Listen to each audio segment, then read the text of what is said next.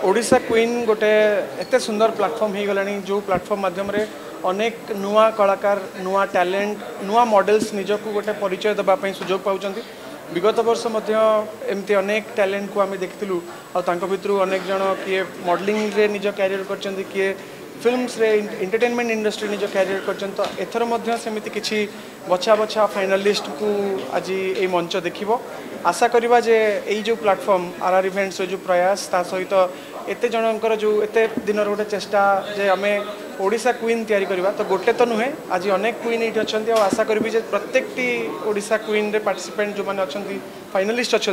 से मैंने निज क्षेत्र में मॉडलिंग हो कि एंटरटेनमेंट क्षेत्र हो निजर ना निजर राज्यर ना और निजर देशर ना से माने आगु को आउरी नेबे और निजर गोटे ब्राइट फ्यूचर गढ़े।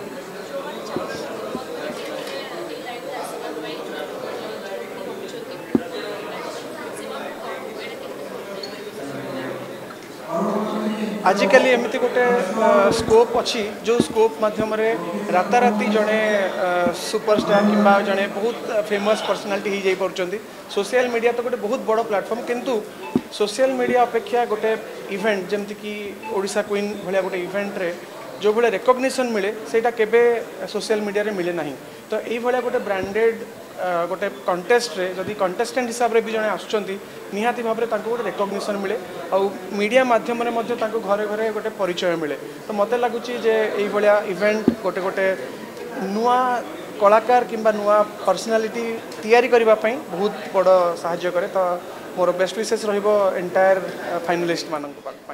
एंटरटेनमेंट इंडस्ट्री हो से प्लेटफॉर्म माध्यम को गोटे परिचय देवे और आशा करवा जे आमर ये क्वीन माने आगामी दिन में आमर ओडिशार भारतर नाम रखिए कहीं मॉडलिंग क्षेत्र गोटे एत विशाल क्षेत्र जो नेशनल इंटरनेशनल क्षेत्र में बहुत अपॉर्चुनिटीज अच्छी आ मोर से दिन मन पड़ जाते अर्चिता प्रथम थर ओडिशार गोटे जने एमती ना होते जे मिस इंडिया कंपटीशन रे ओडिशा पे अनेक गर्व गौरव आनी मत लगुच तापरठू बहुत प्रभाव पड़ा बहुत यंगस्टर्स बहुत नुआ नुआ पिला मॉडलिंग प्रति आकृष्ट होते आज जदि आम देखा अनेक जगह अनेक ग्रूमिंग होची अनेक अनेक ता भितर बोधे ओडिशा क्वीन जो मंच जो प्लेटफॉर्म निहाती भाव में गोटे एमती मंच एमती प्लेटफॉर्म जो अनेक टैलेंट को गोटे लॉन्च अपॉर्चुनिटी मिलूँ तो मोर प्रत्येक कंटेस्टेंट्स को जो मैंने आज आशा करी भगवान समस्ते निज निज क्षेत्र में जड़े जड़े भारतर ना निश्चित भाव यहाँ गोटे भल स्पॉन्सर्स माने या स्पॉन्सर कर आर इवेंट जी यहाँ को मेंटरिंग कर आरंभ कर प्रयास को मुझे निश्चित भाव धन्यवाद जनइबी आगामी दिन में आउरी विशाल रूप नब आउ ओडिशा रे जमती ओडिशा क्वीन सहित इंडिया क्वीन ओडिशा रे अनुष्ठित होब।